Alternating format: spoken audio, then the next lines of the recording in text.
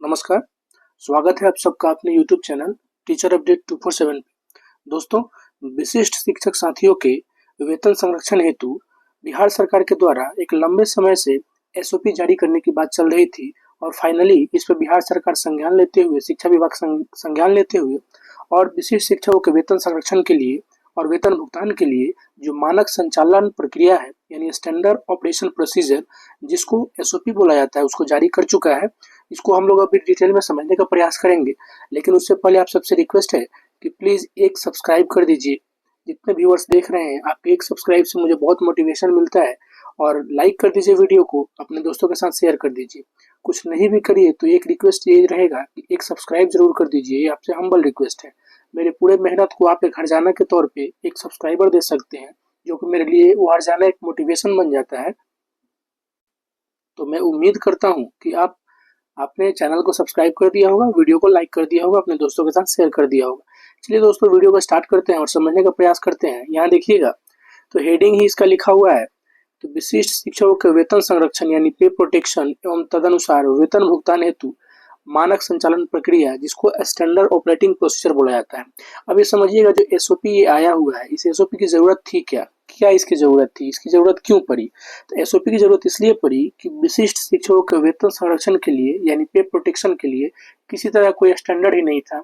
अगर एसओपी जारी नहीं होता तो हर जिले जो है अपनी अपनी मनमानी करते और अपने अपने तरीके से क्या करते कि अलग अलग तरीके का वेतन निर्धारण कर देते। दूसरी बात अगर देखी जाती तो इसमें जो है पैसे का लेन देन वाली बात चली आती, धांधली की बातें आती और टीचर जो थे वो परेशान हो जाते। इस तरह से बिहार शिक्षा विभाग ने इसको संज्ञान में लेते हुए एक स्टैंडर्ड ऑपरेटिंग प्रोसीजर, जिसको शॉर्ट में एसओपी बोला जाता है, जारी कर दिया।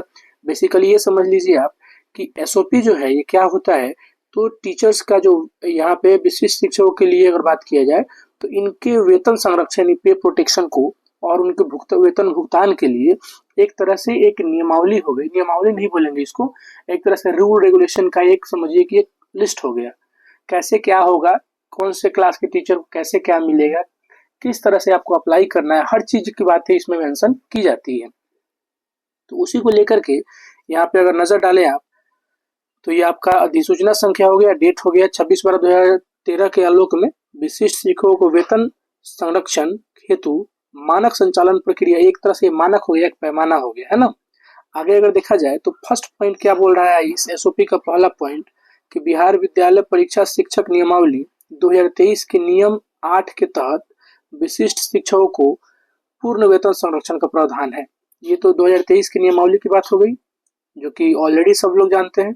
अगर दूसरे रूल की बात हम लोग करें तो इस एसओपी का दूसरा नियम क्या बता रहा है कि इस नियमावली के प्रभावी होने पर उनका वेतन फिटमेंट मैट्रिक्स के अनुसार दे होगा। इससे राज्य सरकार के प्रचलित दरों के अनुसार अन्य भत्ते तथा महंगाई भत्ते, मकान किराया भत्ते, चिकित्सा भत्ते और शहरी परिवहन भत्ता शामिल होगा। ठीक है, जितने भी भत्ताएं आपको, जितने भी आपको अलाउंस मिलते हैं, सारी अलाउंस का इसमें जिक्र किया गया है। जिसमें यहाँ पे देखिएगा, महंगाई भत्ता जिसको डीए बोलते हैं, मकान किराया भत्ता जिसको एचआरए बोला जाता है, चिकित्सा भत्ता यानी मेडिकल, शहरी परिवहन जो आपका टीए होता है, सब चीज इसमें शामिल हो जाएगा। यानी एक तरह से समझिए कि इन लोग का फिटमेंट मैट्रिक्स फैक्टर के अनुसार इन लोग का पेमेंट होगा विशिष्ट शिक्षक साथियों का।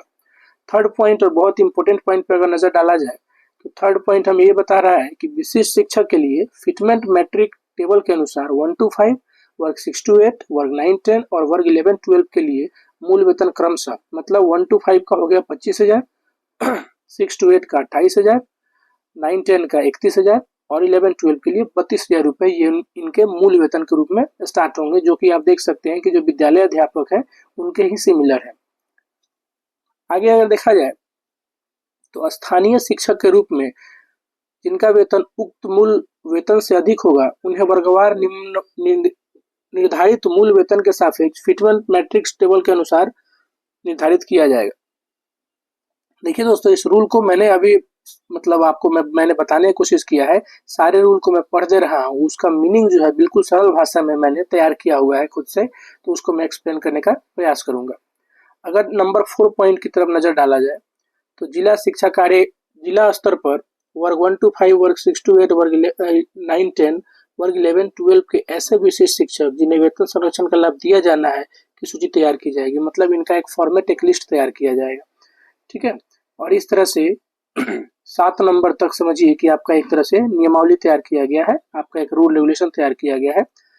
8वां नंबर जो पॉइंट है इसको देखिएगा कि पे प्रोटेक्शन के साथ निर्धारित करने के लिए एचआरएमएस पोर्टल पर पेरोल जनरेशन मेकर के आईडी से लॉगिन कर डैशबोर्ड पर पे प्रोटेक्शन के तहत न्यू एंटाइटलमेंट के विकल्प को चुना जाएगा। अब ये बताया जा रहा है रीड से कि एचआरएमएस पे जब आप जाइएगा तो इसको किस तरह से आपको जनरेट करना है, अपना अकाउंट वहां पे किस तरह से शो ऑफ करना है। यहाँ पे देखिएगा नीचे इसका स्टेप बाय फिगर ड्रॉ करके भी दिया हुआ है। इस फॉर्मेट को भी हम लोग समझेंगे। ये देखिए यहाँ पे देख सकते हैं एचआरएमएस आप जब लॉगिन करते हैं तो इस तरह का फॉर्मेट निकल के आता है सामने। ये आउटपुट फिर आएगा खोलने के बाद। सेकेंड पॉइंट पे अगर आप नजर डालिएगा तो यहाँ पे choose payroll generation maker role from drop down, इस तरह से मतलब स्टेप बाय स्टेप यहाँ पे आपको प्रोसेस दे रखा है। जो शिक्षक साथी खुद से करना चाहे वो कर सकते हैं, अदरवाइज साइबर कैफे में आप जाइएगा तो ये सारा प्रोसेस आपको जानने की जरूरत नहीं है, वो लोग कर देंगे। हालांकि आप ध्यान रखेंगे कोई भी अगर डॉक्यूमेंटल चीज आप अप्लाई करते हैं तो इसकी जानकारी बेहद अति आवश्यक हो जाता है। अब यहाँ देखिए इस तरह से करते करते आगे बढ़िएगा, फाइनली जाके आपका जो फाइनल पेज होगा वो मिल जाएगा। Click to the reference number, इस तरह से हर इंस्ट्रक्शन स्टेप बाय स्टेप इस एसओपी में जारी किया जा चुका है। इस तरह से फॉर्मेट आएगा, क्लिक ऑन रेफरेंस नंबर, ठीक है। A popup will appear on the screen to enter OTP डालिएगा। फाइनल आपका यहाँ पे पॉइंट नंबर 21 पे जाकर फाइनल होगा। अब आते हैं उस टेबल को समझने का हम लोग प्रयास करते हैं जो उन्होंने एक चार्ट के रूप में दिया हुआ है। इस टेबल का मीनिंग क्या निकल के आता है देखिए दोस्तों, यहाँ पे अगर समझिएगा तो इस टेबल को इन्होंने 2 खंडों में बांट रखा है। यहाँ से मैं एक लाइनिंग ड्रॉ कर रहा हूँ। इससे पहले वाला आप देख सकते हैं कि ऊपर जो हेडिंग दिया हुआ है 1 जनवरी 2025 को जिनका स्थानीय निकाय शिक्षक के रूप में वेतन वृद्धि तय है, मतलब 1 जनवरी से इनके इंक्रीमेंट वाले का लिस्ट इधर तैयार हो रखा है इस वाले में, और 1 जुलाई को जिनका इंक्रीमेंट हुआ है उनका लिस्ट इधर तैयार हो रखा है। कोई दिक्कत नहीं है। यहाँ पे फिर से मैं एक लाइनिंग ड्रॉ कर रहा हूँ। ये समझिए कि एक तरह से पार्टीशन हो गया, इधर हो गया जनवरी वाले इंक्रीमेंट और इधर हो गया आपके जुलाई वाले इंक्रीमेंट के साथ ही। अब देखिएगा तो स्थानीय निकाय शिक्षक के रूप में 31 दिसंबर को मूल वेतन जो था वो 24,190 रुपया था, जो कि पहला जो इंक्रीमेंट जनवरी में जब इनका लगता है तो 24,920 रुपये हो जाते हैं। और इस प्रकार ये विशेष शिक्षक जब बनते हैं तो इनका जो मूल वेतन है वो 25,000 रुपये हो जाते हैं। इस तरह से अगर जुलाई की बात की जाए तो स्थानीय निकाय शिक्षक के रूप में 31 दिसंबर का मूल वेतन जो होता है वो 24,190 होता है, और जैसे ही 1 जनवरी को प्राप्त होने वाला वेतन वृद्धि इनको मिलता है उसके अनुसार इनका 24,190 हो जाता है, और फिर विशिष्ट शिक्षक बनते ही इनका मूल वेतन जो कि 25,000 अभी मैंने आपको जो लिस्ट दिखाया था उसके अकॉर्डिंग हो जाता है। इस तरह से यहाँ भी अगर नजर डालिएगा तो इस पे ये वाला जो लाइनिंग होगा यहाँ भी वर्क करेगा, ठीक है। 6 to 8, 9 to 10 का भी देख लिया जाए। इस तरह 6 to 8 का भी 27,000 था, इंक्रीमेंट लग के 27,960 हुआ, और इनका जो मूल वेतन हो गया विशेष शिक्षक बनने के बाद 28,000 हो गया। उसी तरह से अगर वहाँ पे बात किया जाए जुलाई वाले लोगों के लिए तो 27,140 इंक्रीमेंट लगने के बाद इनका 27,140 ही रहा, नहीं लगा इंक्रीमेंट, और इनका मूल वेतन विशिष्ट शिक्षक बनने के बाद 28,000 रुपये हो गए। 9 to 10 का ऐसे ही यहाँ पे मूल वेतन इंक्रीमेंट लग के फिर 31,000 इनका विशेष शिक्षक के रूप में, 27,140 फिर 9-10, ये जो 2 पार्ट मैंने किया था एक पार्ट का इधर हो गया एक पार्ट का इधर हो जाएगा। तो यहाँ पे 24,140 फिर 27,140 और इस तरह से विशिष्ट शिक्षक बनने के बाद 31,000 रुपये हो जाते हैं। फिर आगे देखा जाए तो 28,510 इंक्रीमेंट लगा था 29,370, और जब विशेष शिक्षक बनते हैं 9-10 के तो 32,000 रुपये इनके मूल वेतन हो जाते हैं। इस तरह से दूसरे शिफ्ट की तरफ जो विशेष शिक्षक पहले स्थानीय निकाय के टीचर थे तो उनका 9-10 में मूल वेतन 28,510 था, इंक्रीमेंट इनका भी नहीं लगा, और इस तरह से जब ये विशेष शिक्षक बनते हैं तो इनका मूल वेतन 32,000 रुपये हो जाता है। आप इस चार्ट को खुद से स्टडी कर सकते हैं कि आपने योगदान कब दिया था, आपका मूल वेतन उस समय कितना था, इंक्रीमेंट जो लगा उसके बाद मूल वेतन कितना हुआ, और विशेष शिक्षक बनने के बाद फाइनली आपको कितने डिफरेंसेस नजर आते हैं। अब एक नजर डालते हैं कि ये जो नियमावली हम लोगों ने पढ़ा है, ये जो रूल रेगुलेशन एसओपी का जो हमने एक पैमाना पढ़ा है, इस मानक का एक्चुअल मीनिंग क्या होता है सरल शब्दों में। तो उसके लिए भी मैं आपके सामने मैं उसका बिल्कुल क्लियर मीनिंग लेके आया हूँ। फर्स्ट पॉइंट को देखिएगा, बिल्कुल सरल शब्दों में समझने का प्रयास करते हैं। पहला पॉइंट जो है जिसको पूर्ण वेतन सुरक्षा बोला गया है, ये बता रहा है बिहार विद्यालय विशेष शिक्षक नियमावली 2023 के नियम 8 के अनुसार सभी विशेष शिक्षकों को पूरा वेतन संरक्षण मिलेगा, यानी उनका वेतन घटाया नहीं जाएगा। जो कि वेतन संरक्षण का मतलब यही होता है कि उनका पूर्व में जो वेतन निर्धारित था, आगे जब वो किसी मतलब नए सिरे से ज्वाइनिंग करते हैं तो उनका ऐसा नहीं कि वेतन कम हो जाए। दूसरे पॉइंट की तरफ अगर नजर डाला जाए तो फिटमेंट फैक्टर के अनुसार वेतन, मतलब जब यह नियम लागू होगा तो शिक्षकों का वेतन फिटमेंट मैट्रिक्स यानी एक तरह का वेतन तालिका जो होता है के अनुसार दिया जाएगा। इसमें सभी भत्ते भी शामिल होंगे, जिसमें मैंने आपको बताया कि डीए होगा, टीए होगा। देखिए यहाँ पे लिखा हुआ है इस चीज को। इसमें शामिल किया क्या हुआ, सभी भत्तों में डीए यानी महंगाई भत्ता, एचआरए यानी मकान किराया भत्ता, चिकित्सा भत्ता जिसको एमए बोला जाता है, मेडिकल अलाउंस, और अर्बन ट्रांसपोर्ट अलाउंस जो होता है, टीए जिसको बोला जाता है, शहरी परिवहन भत्ता भी इसमें शामिल होगा। ठीक है। तीसरे पॉइंट की तरफ अगर नजर डालते हैं तो मूल वेतन की जो शुरुआत होती है, विशिष्ट शिक्षकों का मूल वेतन उनके पढ़ाने वाले वर्ग के अनुसार इस प्रकार होंगे। किस तरह से होंगे, तो 1 to 5 के 25,000, 6 to 8 के 28,000, 9 10 के 31,000 और 11 12 के 32,000, जो कि मैंने आपको बताया अभी थोड़ी देर पहले। अब यहाँ पे जो लाइन लिखा हुआ था जिसको मैंने सिर्फ रीड कर दिया, समझाया नहीं, उसको समझिएगा।